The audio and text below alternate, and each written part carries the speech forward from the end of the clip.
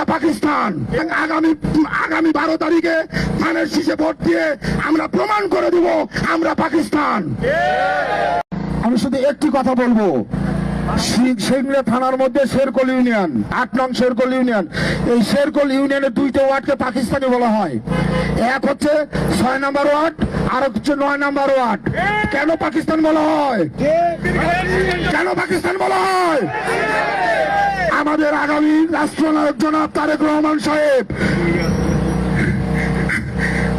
আমাদের আগামী রাষ্ট্রনায়ক জনাব তারেক রহমান সাহেব বিশ্বাস করেছেন, আস্থা রেখেছেন, তাকে নমিনেশন দিয়েছেন।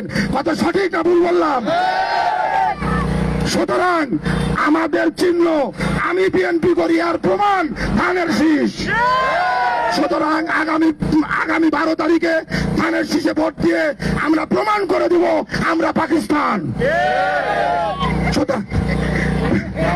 আমরা বারবার বিএনপিকে ভোট দিয়ে জয়যুক্ত করেছি, এটা আমরা প্রমাণ করে ছাড়বো ইনশাল্লাহ।